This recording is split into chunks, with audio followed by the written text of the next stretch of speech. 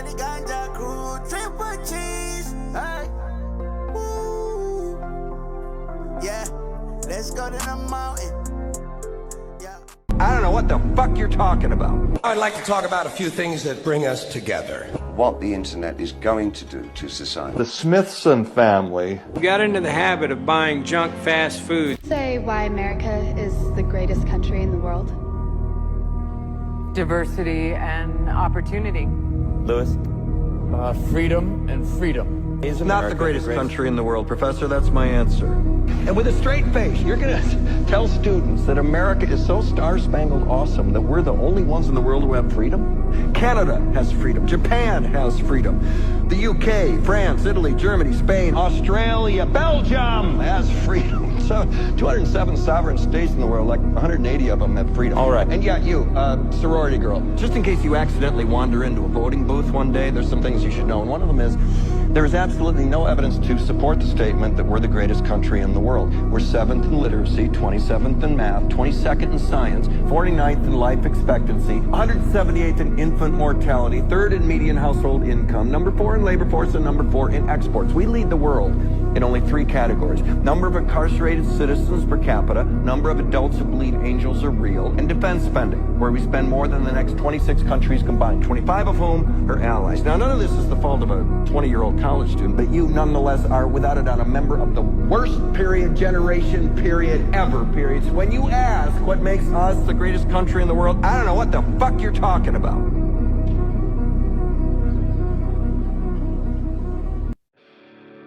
Melting pot and freedom. Come on now, there's no such thing. They just want you to think we have it. Doesn't matter the country. Welcome back, goons. We have videos shared to us by XX Living Dead Girl and Stu Cookie 1, and we're gonna get through them. Make sure you interact with the video. Please. What is it about society that disappoints you so much? Oh, I don't know. Is it that we collectively thought Steve Jobs was a great man, even when we knew he made billions off the backs of children? Or maybe it's that it feels like all our heroes are counterfeit. The world itself is one big hope. Man, rather with our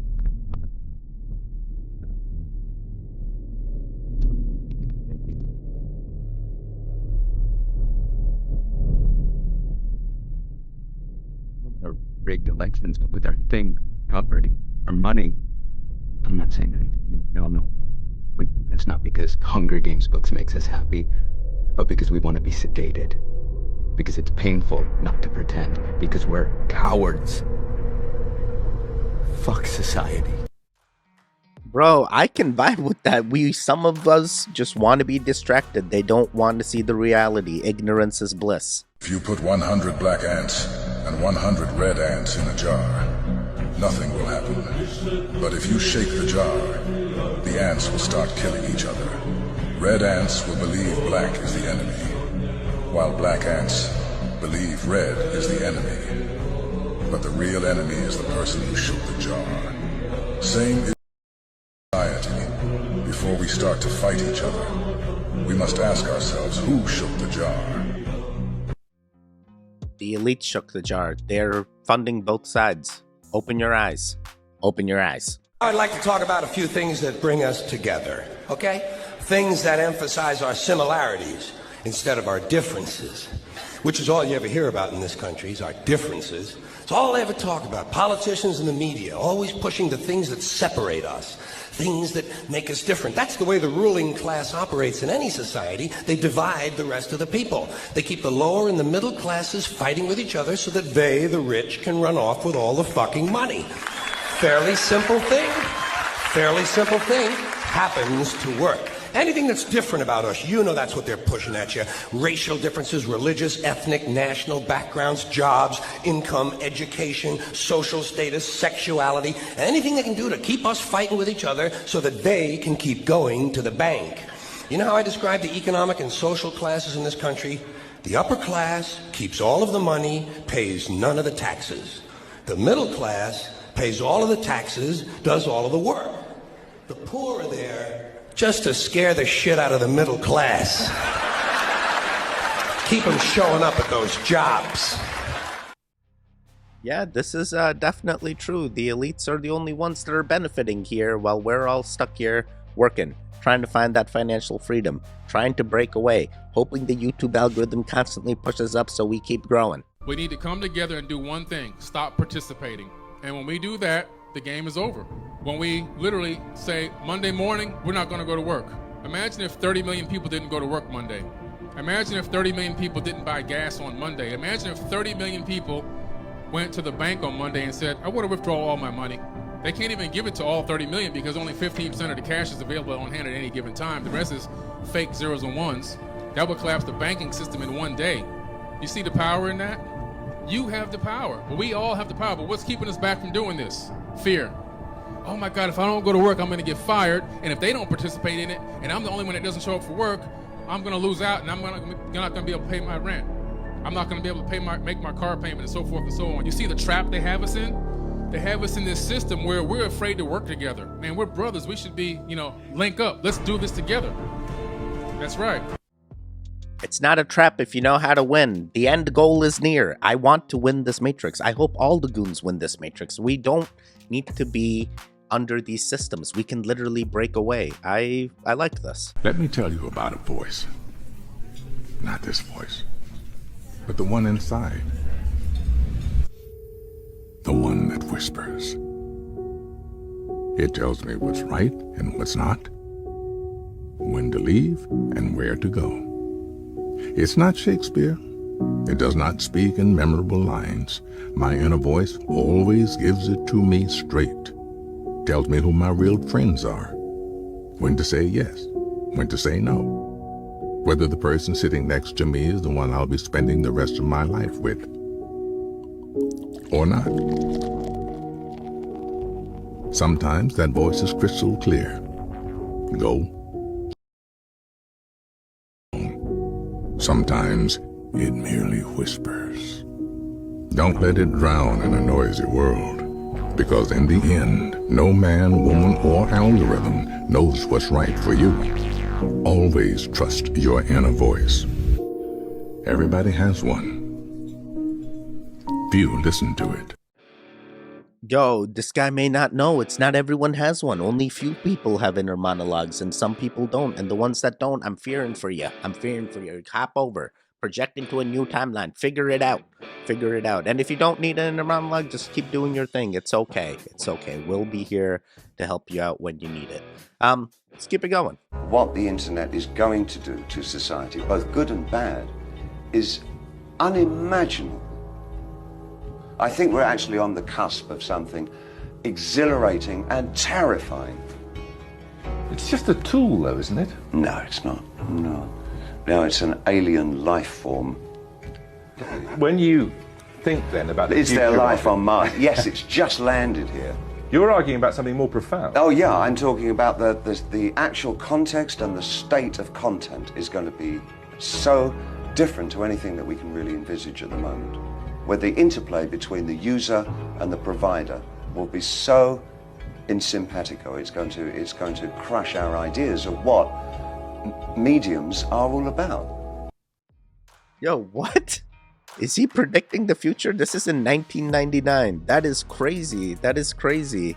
Interesting. Eagles can live up to 70 years because they are mentally strong. After 40 years, every eagle has to make a difficult decision. Its claws are no longer sharp enough to hunt. Its beak becomes bent and blunt, and its feathers become thick. The eagle has two options. Either it dies, or it goes through a painful change. This painful change is that the eagle must go to the mountain and crush its beak on a rock until it falls out. When the old beak falls out, a new beak grows in. With the new beak, the eagle rips out its claws, and new ones grow in. Then the eagle plucks out its feathers, and new ones grow in. This painful journey lasts 150 days. But after doing this, the eagle gets a new life. Sometimes we need to get rid of our old self in order for a new and better version to emerge. Whoa, that is crazy. Is this the true life cycle of eagles? That is crazy. That is crazy. They're basically like birds that are starfish or something. They can regrow their claws and beaks. Is this all birds? Is this all the Eagles? Weirder still, by the way, purple doesn't exist. Do you know that? There are no purple photons. Doesn't exist on the light spectrum. It's entirely a psychological creation. So what happens is that if you get red and blue, now normally what the brain should do is say, well, it's halfway between red and blue, so it must be green. I'm getting a lot of stimulus in the red, I'm getting quite a bit in the blue. Halfway between red and blue is green. But you've also got a green sensor in the middle, and the green sensor, red and blue, isn't picking up anything at all. So the brain, I mean, your brain could go fuzzy and say system error. Because in one sense, in a physical sense, there are no purple photons, purple doesn't exist, okay? It's entirely created in your head. What the brain does is it essentially has invented a color purple, which essentially represents not green. It's a color to represent the weird, unexplained absence of green. But in physics, it doesn't exist. Yo, that is crazy. I didn't know that's how our eyes perceived the color purple. And some people's favorite color is purple. And green. If you know someone who uses the phrase, "it is what it is," trust me, they are fucking dangerous. They've mastered the art of acceptance and refuse to let anything beyond their control to affect them. So if you try to manipulate or threaten to leave their life, think again. They don't give a fuck. They do not care. You can walk out of their life and they'll even open the door for you. And the best part, when someone asks them if they're okay because you left them, they'll simply use that magical phrase, "it is what it is." They won't chase after you or beg you to stay. They've learned that life goes on, no matter what. This attitude makes them strong, resilient. It's not that they don't have feelings.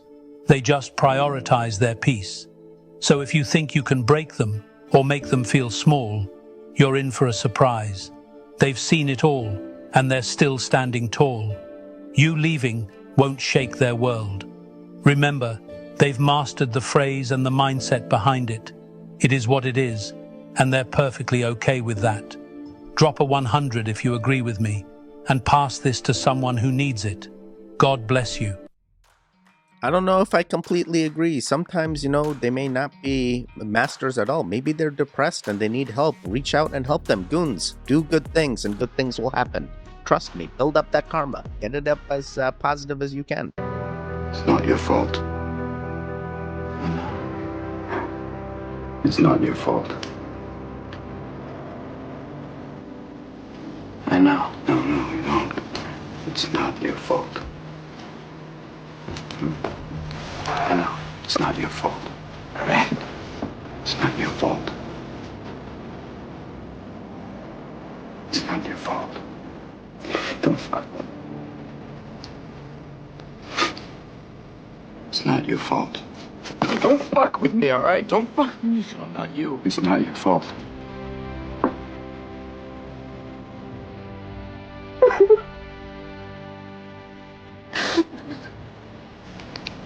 It's not your fault.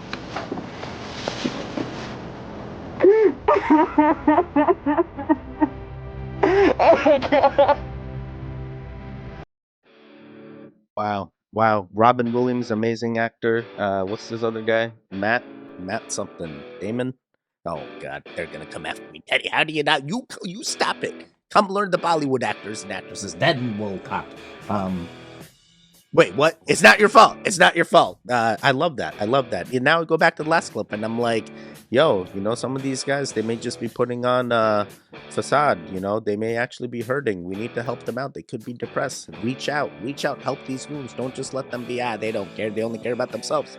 Maybe not. Maybe it's something else. Sorry, too long of a reaction. We're going to keep it going. At the moment, in a cycle of life where everybody, if you're just a little bit aware, you can feel something is shifting. There will come the time, and it's not going to take long, where a natural separation is going to take place. A natural separation. An old era is about to come to an end. A new era is about to come. This is worldwide happening. The ones that are able to read the signs, that are able to go with what is happening, to adapt to the changes this world is bringing to us, they will move on to another world. They will move on to another area, to another cycle of us humans being right now here on the earth. And other people that are unwilling, unable, maybe incapable of adapting to the coming changes. They will stay with the old world, which is about to end. That's the message. Yo, this is wild. I'm with the goons. Hey, we're gonna transcend. We're gonna win. We're gonna ensure that even though our 3D form may not transcend, we have other dimensions or forms still exist, and we're gonna awaken. It's great. Some of you guys are already awakened. You already know. You already know. The reset is coming. Finally, someone said it. We've got into the habit of buying junk fast foods that have no actual food in them. We buy gallons of poisonous household cleaners when one degradable soft soap will do. We are poisoning our homes and wasting our hard-earned money for no good reason. Why? Because the advertising industry tells us to. They just want you to buy stuff. For example, if a company pollutes the environment or uses bad business practices, if you don't buy their stuff, they will change. If you don't want food with chemicals or GMOs in it, then don't buy it. The minute we start taking responsibility and spending our money wisely, every politician, every corporation, and leader around the world is going to know that we have woken up. Is this guy an actor? He looks familiar. He looks familiar. But yeah, very interesting points. Definitely try to avoid bioengineered food. Sometimes you can't avoid it if the entire superstore is selling it. But regardless, make healthy choices. Manifest your own timeline.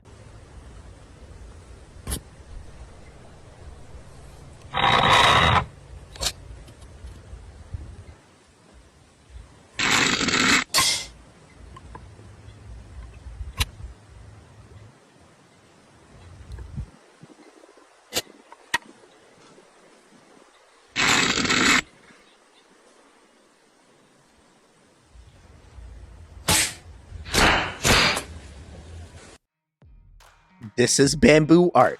This is bamboo art. Do not use this for any other purpose than bamboo art. Thank you, Stu, for sharing this. Why do Filipinos drill holes in their roofs and stuff them with water bottles? It's a new electricity-free lighting method designed for slums and areas with electricity shortages. Simply fill a recycled water bottle with clean water, add a little bleach to prevent bacteria growth, and then make an appropriate hole in the roof. Insert the bottle along with a shield into the hole. When sunlight hits the bottle, it scatters the light through refraction, turning the bottle into a non-electric light bulb that brightens the room below. This technology has already helped millions of households in the Philippines, Africa, and other regions. To make it useful at night, solar panels have been installed on the device. During the day, it uses refraction for lighting, and at night, the solar panel, charged by a day's worth of sunlight, comes into play. The cost is extremely low, requiring only a mineral water bottle and a cheap solar panel, enabling those living in slums to escape darkness. Yo, that's awesome. I've seen this video in other compilations, but this one was laid out very well. You know exactly how to make it, and you can help out even other. Weird guy have to make a movement and make sure everyone's got light, and they're doing it well. It's nice, cheap, and effective. The Smithson family and the history of the Smithsonian Institute is something that we never talk too much about. There's just incredible underground storage vaults in the Smithsonian Institute, where they it's like I call it informational Area 51. Cavern system was uncovered in the bottom of the Grand Canyon. The Grand Canyon was actually not a small river carving it through millions of years. The fact is, with the Uinta Basin, all the inland ocean that was all part of that, something cataclysmic happened, fracturing of the rock around the time of 30 AD that caused a massive amount of water to go out over a short period of time and carve the Grand Canyon out. There's plenty of evidence of that. Major Powell did his first expedition down the Grand Canyon. Everybody thought he was crazy as a loon. You know, there's this one-armed major was lost his arm in the Civil War, coming down in the 1870s. They mapped this great river. They thought he would never make it out. If you look at the Powell Museum there in Page, Arizona, there's little boats and they go over the cataracts and the massive amount of water. It was an amazing feat. He survived, as we know. He had a Native American Navajo guide that basically took him down, not expecting to even know if he'd survived the trip. Powell wrote everything in his report to Congress, and he explains what he found looking up at this cave, which was quite a ways up from where the river was flowing in 1870s. And as the explanation went, he went up into it, was able to rock climb up to there's like a keyhole opening that was not natural. It was absolutely carved. And he went in and was shocked with what they found. An Egyptian. So he didn't have time, of course, to do a full-scale excavation, but in his report to Congress, he made mention of it. Well, that, of course, garnered the attention of the Smithson family, and the Smithsonian Institute sponsored a second trip through, this time loaded with photography equipment, to document what was in there. And so the Smithsonian Institute went in there and, my goodness, took all kinds of pictures. And instead of going on down the river, they actually hiked up to the top of the rim and went overland from there to map that out. Okay, that's part of the unknown history of the early expeditions of the Grand Canyon. A guy named G.E. Kincaid, who is an employee of the Smithsonian Institute, he's survives the Great War, comes in, and he's funded by Smithsonian to go back in cavern system. So Kincaid does that, goes in under the disguise of mineral exploration, prospecting, okay, and he locates the exact same Powell cave, goes in with his photography equipment, and brings out a massive amount of precious metal artifacts. Comes up over the top. He's so excited about what he's found, he makes a front page headlines. Amazing find in the Grand Canyon. News articles on my blog, which was all from, again, the Smithsonian Institute. Well, my blog was shut down and erased, actually, in December of 2019. A lot of people, oh, wow, this is fantastic information, Doc. I just post them. So the question that people ask me is, where'd you get these pictures? Well, I had he's now deceased, so I can talk about him now. A friend named Dr. Melvin Laney in Washington, D.C. had high-level security clearance, and he had full unfettered access to the Smithsonian's archives. He sent me this information tied into what I'm working in the property here in Utah. Another story for another time. But it tied in, most definitely ties in, this story of G.E. Kincaid and the amazing discoveries at the bottom of the Grand Canyon. PowerPoint presentation to people who want to come and see this. I think it's interesting. Smithsonian says now it never did happen, but you got into the actual archives. You got actual documentation. It's an amazing, jaw-dropping story. Let me just give you some hints of what we're going to be showing. Massive amounts of mummies. And the big thing is, Terry, is there were thousands and thousands of panels of Egyptian hieroglyphics that have been interpreted. And what it tells the story of should rewrite all of the world's history, frankly. Because it's none other than the biblical Joseph of Egypt and his history. It answers the question, really, it was more than just a deal with Potiphar's wife that elevated Joseph to be the most powerful vizier, and second only to the Pharaoh himself. It tells the story of how he ascended to why he was able to bring all the grains and survive the famines that went on. It's all in the history of this cave in the bottom of the Grand Canyon. It's an amazing story.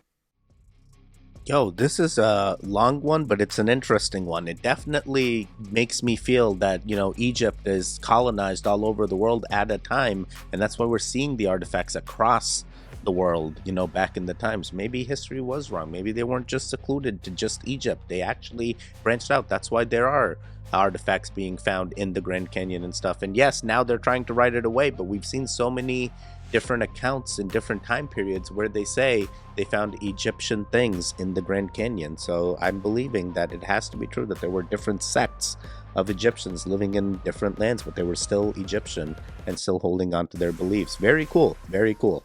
A lot of time at sea, and one of the reasons is, sure, if it was one, but over the course of that 10-day time, in groups of 5 to 10 at a time, there was 100 of these things, roughly.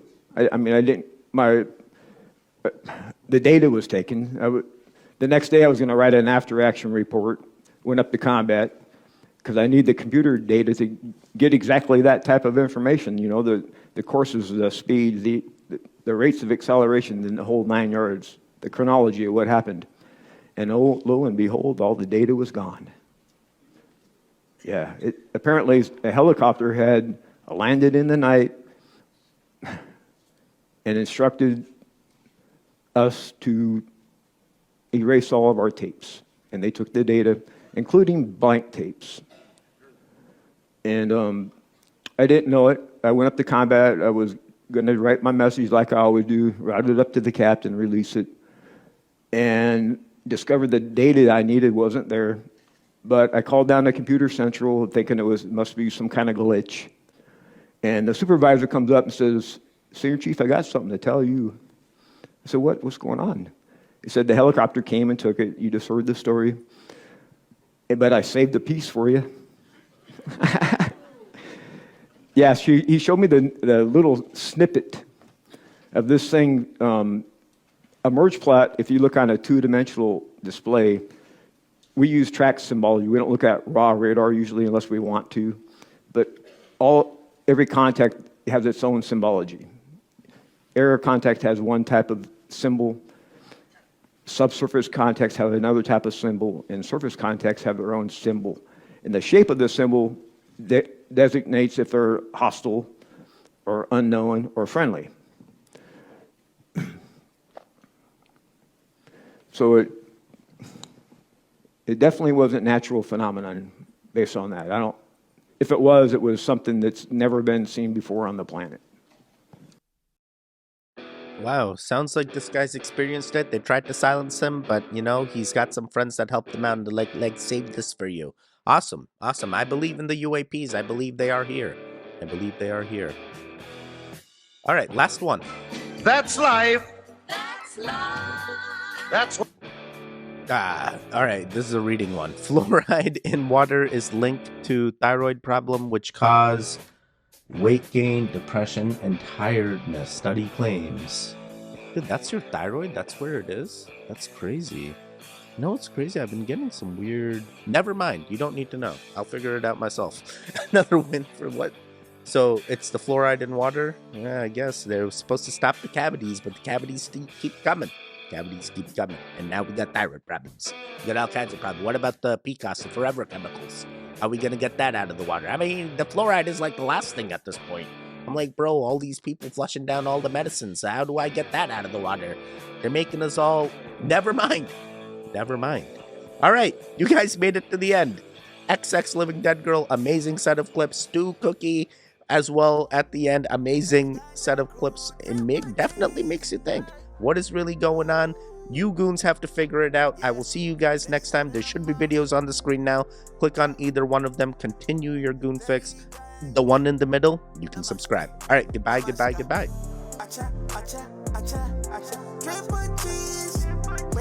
Wake up.